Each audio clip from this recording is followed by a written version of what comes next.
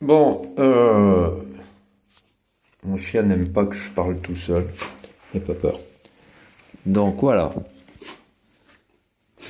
Il éternue parce que je fais de la fumée. On fait une expérience.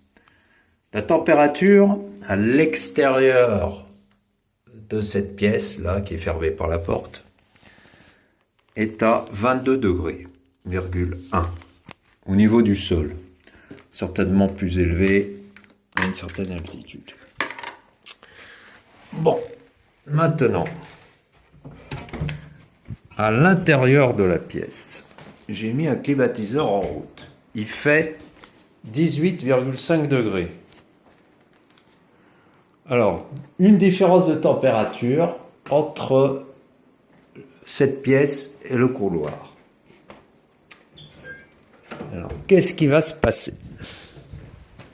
On fait une expérience. J'entrouvre la porte. Et je regarde ce que fait la fumée en haut de la porte. Eh bien, la fumée, je ne sais pas si ça se voit bien, pénètre dans la pièce.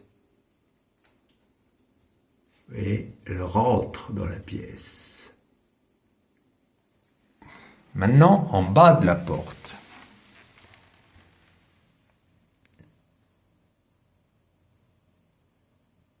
la fumée sort de la pièce. En tout cas, l'air sort de la pièce et emporte la fumée vers moi. Alors, pourquoi? Eh bien, à l'intérieur de la pièce, il y a de l'air froid, qui est plus dense. Donc, il va s'écouler vers le bas. Là, on voit bien la fumée. Moi, je la vois bien, mais voilà. L'air froid, et même, je le sens avec la main, l'air froid sort de la pièce et va donc vers la partie chaude du couloir. Et en haut, eh bien, l'air chaud entre dans la pièce. Et bien ça explique pourquoi il y a des vents sur Terre. Il y a des zones froides. Je vais parler à mon chien, comme ça j'aurai l'impression que je sers à quelque chose. Donc, il y a des zones froides polaires, des zones chaudes équatoriales, et donc, il y a des courants d'air. L'air froid a tendance à passer sous l'air chaud, et l'air chaud à s'élever. On a vu ça avec les roches en géologie. Les roches ductiles, un peu molles, ont tendance à s'élever parce qu'elles sont moins denses que les roches froides, ce qui explique la tectonique des plaques. Et je le refais.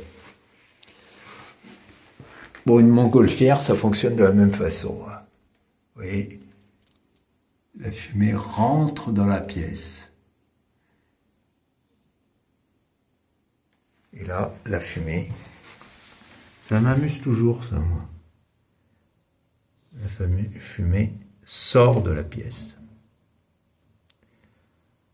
Voilà. Donc une montgolfière, oui, fonctionne comme ça. L'air chaud est moins dense, donc il s'élève. Et l'air froid est plus dense, donc il a tendance à passer sous l'air chaud. Alors de l'air chaud qui s'élève, et si cet air chaud est humide, c'est ce qui arrive souvent avec l'air chaud, il est chargé d'eau, eh bien en s'élevant il se refroidit et l'eau condense, c'est ce qui provoque les nuages. Cette condensation, elle peut être tellement forte qu'il y a des précipitations. Donc vous voyez, par ces petites expériences, on explique l'origine des vents sur Terre. Et bon, pour l'explication de la condensation, il faudrait des températures bien plus importantes, des différences de température pour qu'on puisse voir apparaître de la condensation. Mais quand vous ouvrez un congélateur dans une cuisine qui est très humide, eh bien on voit de la condensation, l'air se charge en micro-gouttelettes d'eau, et donc on voit le phénomène de condensation. Voilà. Bon courage.